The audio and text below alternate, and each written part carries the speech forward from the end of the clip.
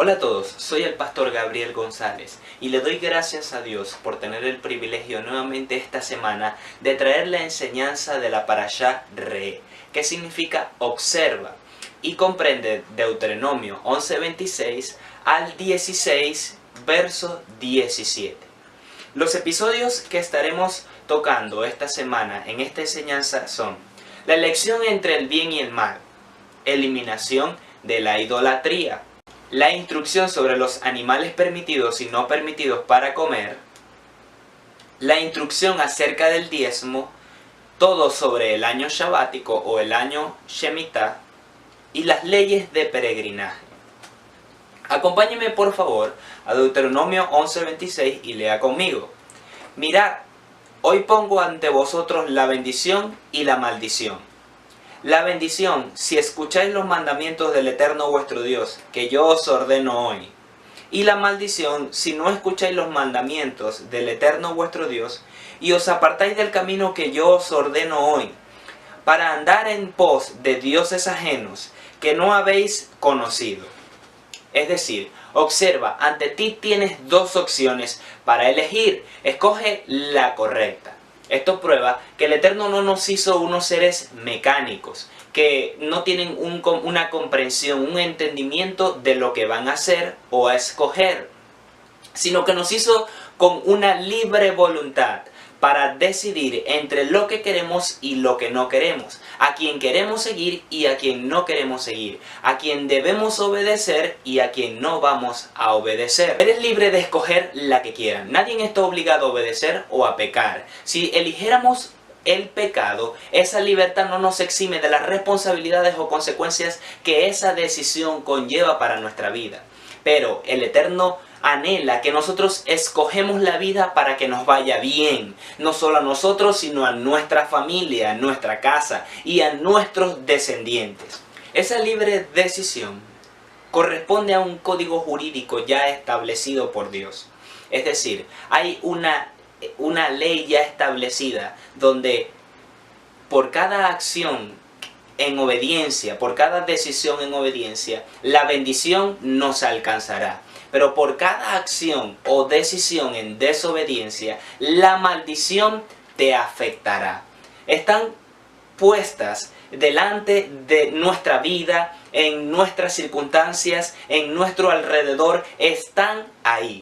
Por eso encontramos muchas veces personas que obrando bien les va bien. Y también podemos ver a las que obrando mal le van mal. Porque ya es algo establecido, un código jurídico por el Eterno. Ahora, nosotros tenemos la revelación, la comprensión y la bendición de parte del Eterno Dios al hacernos sus hijos, al ser parte de Él a través de Yeshua, el Hijo de Dios, para accesar a esas bendiciones, para caminar en bendición.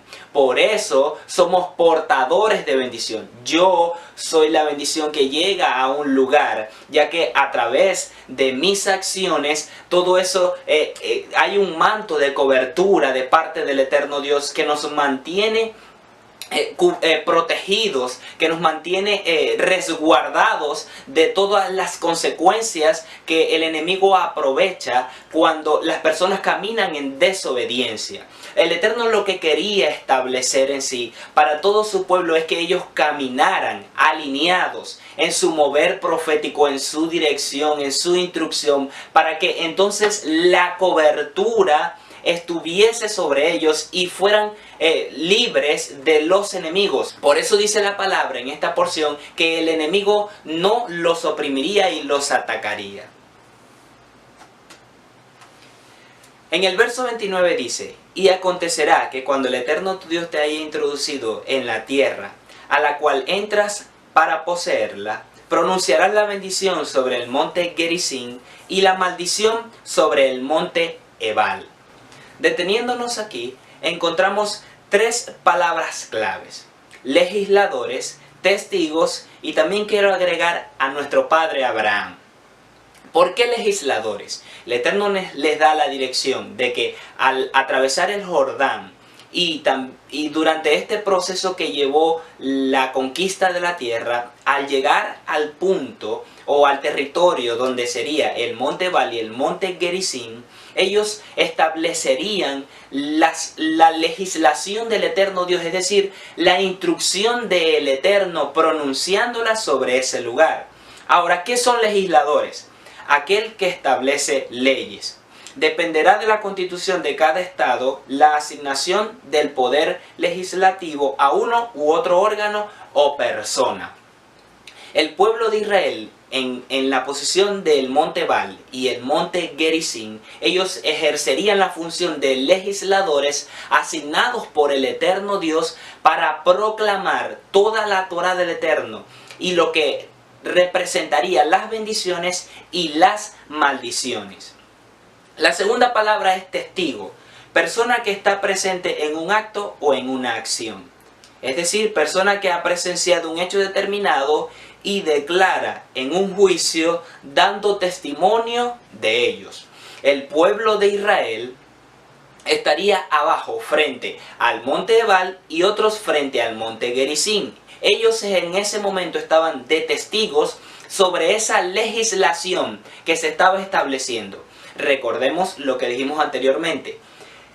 Es un código jurídico establecido en el plano espiritual para toda la tierra. Ellos al pronunciar esa palabra ratificaban como testigos que eso tendría cumplimiento para los que obedecieren y los que desobedecieren.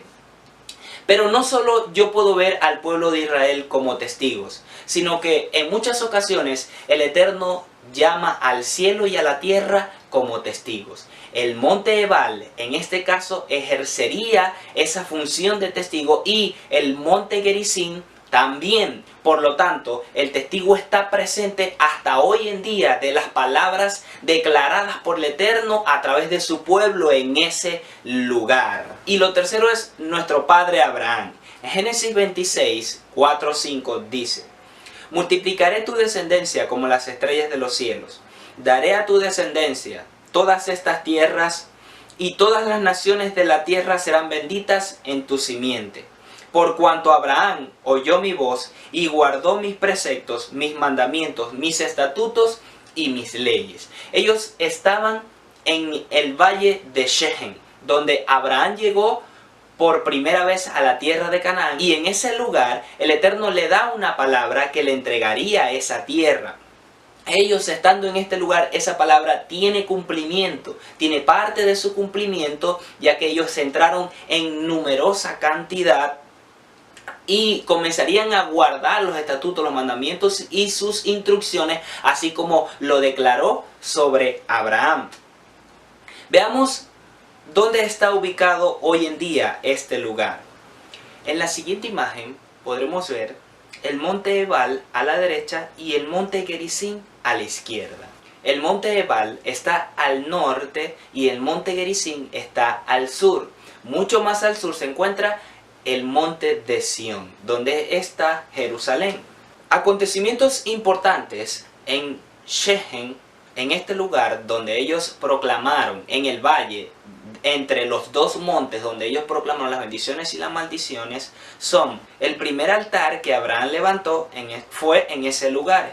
Eso lo encontramos en Génesis 12, 6 y 7. También allí Jacob erigió un altar como su padre Abraham. Eso lo encontramos en Génesis 33, 18 al 19. Y aquí fueron las despedidas y muerte de Josué, que lo vemos en Josué 24, 1 y en el verso 32. También se puede documentar que en este lugar, cerca de este lugar, fue enterrado José. Entrando al capítulo 12, el Eterno les dice: destruiréis todos los lugares donde las naciones que vais a poseer sirven a sus dioses, sobre los montes altos, encima de las colinas y bajo todo árbol frondoso. Derribaréis sus altares y quebraréis sus estatuas. Quemaréis al fuego sus imágenes de acera y destruiréis las imágenes de sus dioses. Así extirparéis su nombre de aquel lugar. Lo primero que harían sería raer de la tierra estos ritos y sacrificios, eliminando así el altar, el culto y la cultura para evitar la rendición del corazón y adoración del pueblo de Israel, trayendo el gobierno de Dios sobre la tierra.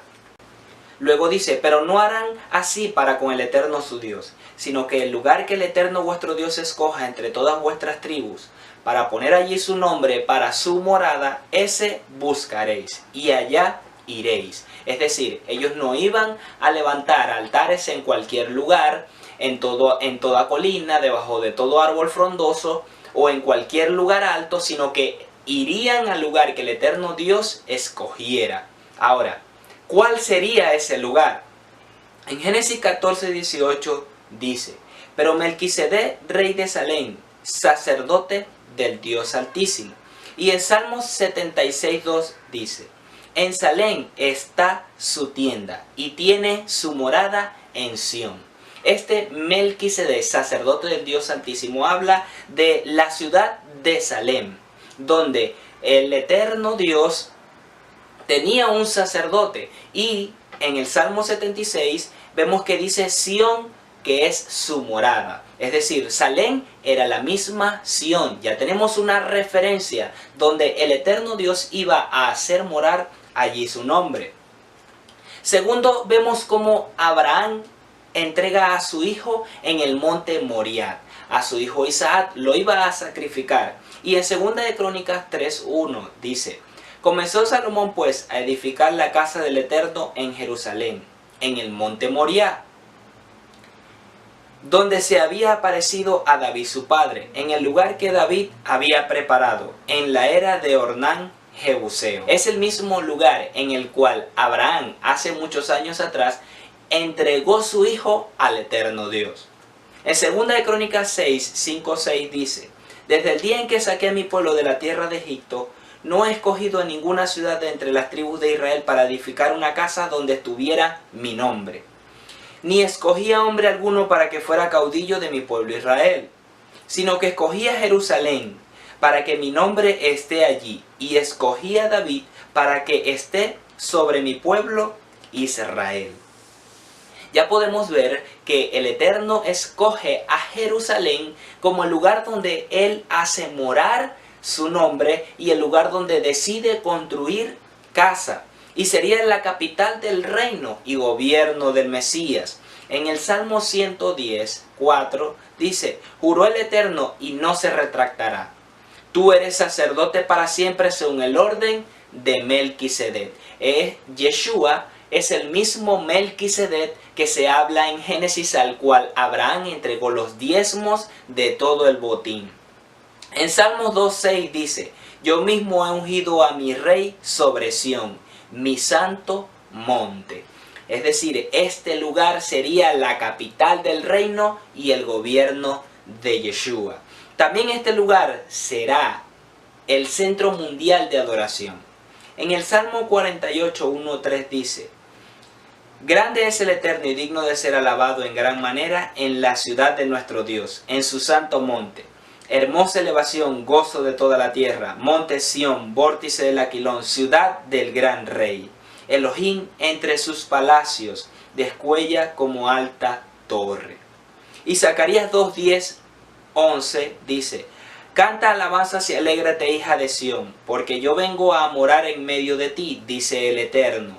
Aquel día se unirán al Eterno muchas naciones, y me serán por pueblo, y habitaré en medio de ti. Y conocerás que el Eterno Sebaot me ha enviado a ti. Avanzando en el capítulo 18, el Eterno dice, comerás delante del Eterno tu Dios en el lugar que el Eterno haya escogido, tú y tu hijo, tu hija, tu siervo, tu sierva, el levita de tus ciudades, y te regocijarás delante del Eterno tu Dios en toda obra de tus manos.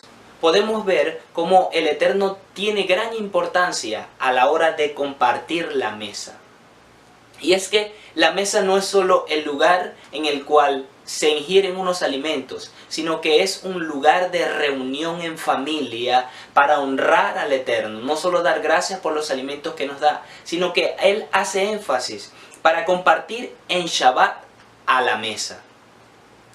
para compartir las ofrendas votivas, los sacrificios, con amigos, familiares, el siervo, el levita, el hijo, la hija. También en las festividades el Eterno hace énfasis para comer con gran gozo con todos los familiares, levitas, siervos y siervas. Y también el segundo diezmo. El Eterno es enfático en que debían comer con los necesitados, levitas y todos sus amigos y familia. Más adelante en el verso 28, el Eterno dice que guardemos y prestemos atención para que nos vaya bien a nosotros y a nuestras familias para siempre. Y cuando dice guardar, hace referencia a hacerlos parte de nosotros, guardándolos y estudiándolos, cuidándolos, teniéndolos en un lugar preciado en nuestro corazón. A través de sus mandamientos conoceremos en mayor profundidad al Eterno. Muchas veces deseamos conocerlo más y decimos: Señor, quiero conocerte más. Pero ¿cómo podemos hacerlo? A través de guardar sus mandamientos y ponerlos por obra. De esa forma hallaremos y fortaleceremos la relación con nuestro Padre. Esa relación de padre e hijo, en lo cual se establece la familia para recibir toda su enseñanza, su instrucción, su cobertura, su protección, su seguridad. Al fortalecer esa relación, guardando su palabra, la identidad de hijo en nosotros será revelada en una mayor dimensión. De esta forma reconoceremos el potencial y todo lo que hemos recibido de parte de Dios para ejercitarlos en el reino, para ponerlos en práctica en el reino. Pero no será solo en nuestra decisión independiente, sino con la cobertura y la seguridad de que el respaldo de nuestro Padre está con nosotros. Todo esto puedo encontrarlo o puedo entenderlo y recibir de parte de Dios a la hora de leer. Guarda y presta atención para que te vaya bien a ti y a tus hijos después de ti para siempre. Luego en el capítulo 13, el Eterno hace énfasis sobre aquellos falsos profetas que intentarían inducir a las personas para desviar su corazón a la idolatría. Y en relación a esto, él dice que ellos vendrían para probarlos. Pero ¿qué significa esta prueba? Y es que la prueba examina el corazón. En Proverbios 17:3 dice: el crisol para la plata y la hornaza para el oro, pero el Eterno prueba los corazones. La palabra prueba en este caso es del hebreo bakhan, que significa probar, examinar, poner a prueba. Da la idea de poner a prueba un metal, la pureza de un metal. Al introducirlos en el horno, este metal irá perdiendo las aleaciones que no corresponden a él. De la misma forma, el Eterno prueba nuestros corazones para sacar lo que no es de él y purificar lo que sí le pertenece a él, distinguiendo así lo impuro de lo impuro. En medio de la prueba es donde se ve lo que verdaderamente hay dentro del corazón de una persona. Ahí es donde se conoce cuál es el verdadero carácter de esa persona. Si está dispuesto a obedecer o no los mandamientos o simplemente se deja llevar por las circunstancias que está viviendo. El Eterno Dios al pueblo de Israel dice en repetidas ocasiones que los sometió a prueba para saber si habían o no de guardar sus mandamientos, para conocer qué había dentro de su corazón y se seguirían en pos de su instrucción y su enseñanza. Segundo, la fe también se pone a prueba. En 1 Pedro 1:7, para que sea sometida a prueba vuestra fe, mucho más preciosa que el oro, el cual, aunque perecedero, se prueba con fuego, sea hallada en alabanza, gloria y honra cuando sea manifestado Yeshua. Es decir, este poner a prueba es con la expectativa de aprobar. El Eterno no quiere que reprobemos, sino que vemos como el sentido es de que nosotros seamos hallados dignos para toda buena obra. Es decir, que nada nos salga mal, sino que salga exitoso en medio del proceso. no se concibe la posibilidad de fracaso, ya que la fe que el Eterno nos ha dado es efectiva en medio de toda prueba. Es necesario que le demos uso a nuestra fe, ya que si no le damos uso, no podremos arrebatar todas las promesas que el Eterno nos ha entregado. No podemos alcanzar algo en lo cual no hemos sido ejercitados o entrenados. Necesitamos llevar un proceso de expectativa donde podamos alcanzar y lograr y avanzar alineado a la palabra que el Eterno Dios nos ha entregado para arrebatar todas las promesas que el Eterno nos ha dado. Entrando a los alimentos que son permitidos y los que no son permitidos para comer, aprendemos que al recibir a Yeshua como nuestro Señor y Salvador, somos consagrados, dedicados, apartados para el Dios eterno, para ser diferente al resto de las naciones del mundo. Y entonces nos entrega esta instrucción de estos animales para que esa diferencia se note aún en nuestra manera de comer, diciendo: de estos animales comerás, para que te diferencies del resto de los pueblos. Por eso yo he decidido, en mi relación con el Padre Eterno y a través de su instrucción y de su enseñanza, que yo seré diferente al resto de las naciones de la tierra, aún en mi manera de comer, porque estoy dedicado para Él, consagrado para Él. Por lo tanto, en todas estas instrucciones de los animales que me son convenientes, no solo para mi salud, sino para mis hijos y para que los otros puedan conocer que el Dios eterno y su instrucción aún está vigente hoy en día. En el verso 22, el Eterno da instrucción para que aparten el diezmo de toda la semilla que produzca su campo.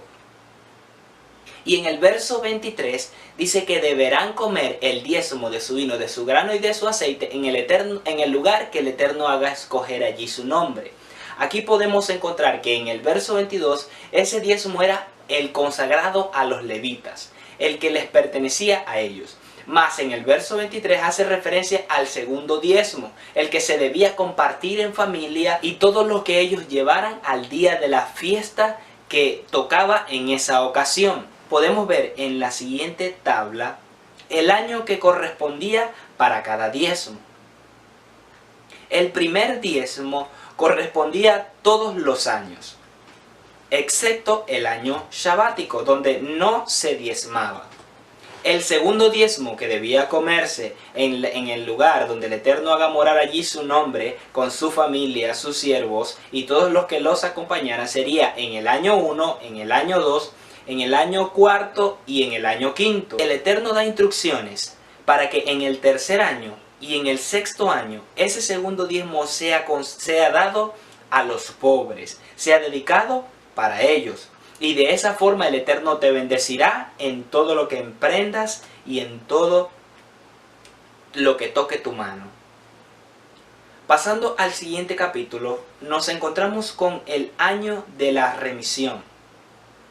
Y dice: al fin de cada 7 años harás remisión. Y este es el modo de la remisión. Todo acreedor condonará lo que haya prestado a su prójimo. No se lo exigirá a su prójimo o a su hermano, porque se habrá proclamado la remisión del Eterno. El Eterno nos enseña aquí que hay 3 casos en relación a la pobreza. Entre los versos 4 y 6 dice que no habrá menesterosos entre vosotros. Es decir, si escuchamos fielmente la voz del Eterno nuestro Dios y caminamos alineados a su palabra, nosotros no prestaremos a las demás naciones, sino que ellas nos pedirán prestado a nosotros.